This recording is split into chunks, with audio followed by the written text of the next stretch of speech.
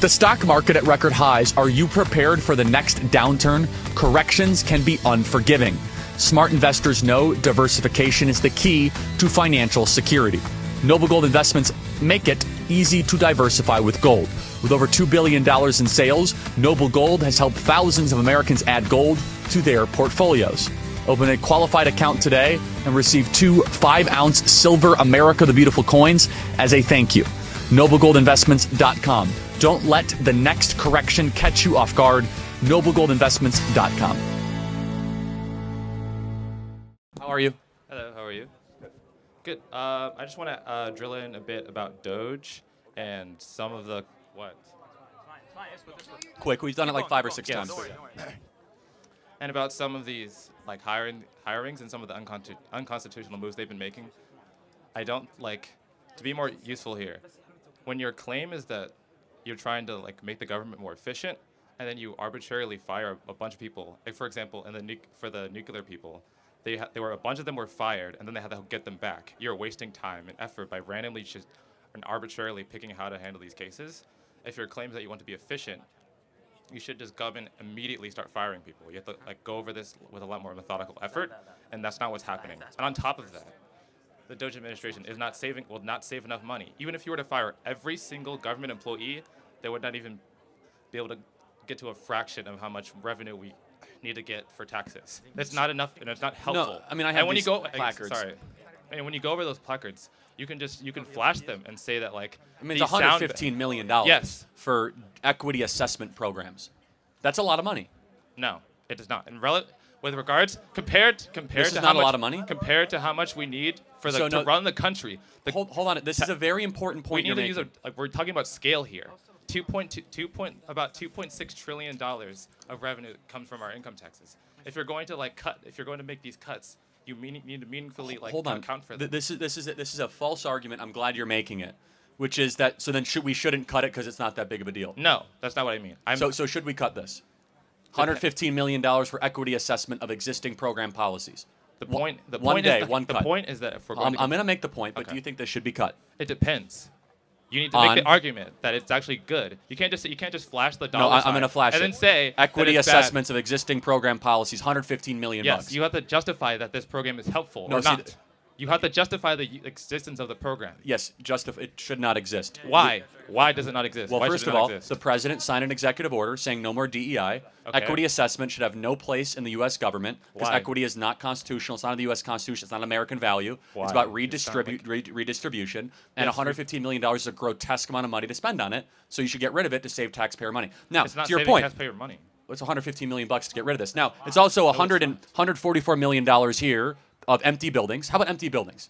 Again, you can't just say empty building. You have to go over a detailed. No, we did. That's why there's 97 of them. They reviewed the leases. Yes. They're vacated because of COVID. That's $144 million. So right here, I have $330 million. We're going to keep going, right? Yeah, you can keep doing that. But you have to actually just justify why the policies are helpful or not. This is what's interesting. You can say how much they cost. Hold on a second. If they do something useful for the government, then their prices make sense. They're empty buildings. What use is happening for them other than landlords getting rich for nothing? The point is this. You think the government is innocent until proven guilty. I think the government, after what we've learned, is guilty until proven innocent. They have to justify why this money is being spent in the first place. Wait a minute. That's how the law works. Innocent until proven guilty. You have to prove that that's not how taxpayer money works, though. It's that if we find waste, you're going to have to over-justify why this exists in the first place. Yeah, secondly, but you just fire them. You just get rid of the program automatically before you've done the work to let me go back to more thing. This is an argument they're making. Oh, it's not that much money. Even if you only save $100 in taxpayer money, that is a moral fight worth having. Yeah. That attitude is why we're $35 trillion in debt. Secondly, which is very important, if you annualize DOGE's savings, you know how much they're on pace to save this year? $1 trillion. $1 trillion, which would then get us on path for a balanced budget. They're on pace because you say, oh, it's only $1 billion here. They've been in for 6 weeks. They've already saved $100 billion. Yeah. By December, they'll be at $1 trillion. Our deficit is $1.6 trillion. We're going to lower our deficit in such an increasingly important way, and you're going to learn that you actually don't need these government agencies to run a country, that these people are unnecessary, it's bloated, these bureaucrats don't do anything all day long, and we need to right-size it because we're a nation in debt. We know we're $35 trillion in debt. Yes. In debt. Yes. And the only way we're going to get out of it is if we're honest, be like, how about no more empty buildings? No more $115 for equity assessment way we get out program. of it is by increasing Biodiversity in taxes. Nepal, $19 million? Again, those can be important. You have to those could be helpful. Okay, so how could biodiversity in Nepal for 19 million bucks? We spent $20 million for a new Sesame Street in Iraq. It's true. You guys can look it up. Yes. $20 million for New Sesame Street in Iraq. And because no one has ever had the courage to look through the books and look and examine the expenditures. But that's not what's happening. No, it has happened. No, Biden, Obama, they never I'm looked just through any of the federal expenditures. And we got to $35 trillion in debt. This is the first time in my lifetime we have an administration going after the waste, going after the size of government to balance the budget so that you guys don't live as indentured servants and Russian serfs for the rest of your life. Well, I just want to say, what? Go ahead. You don't need to interrupt people. Thank you. The point is, when you want to deal with this problem, you can either increase taxes or cut spending massively. The point is that these programs aren't efficient and helpful for getting to that goal.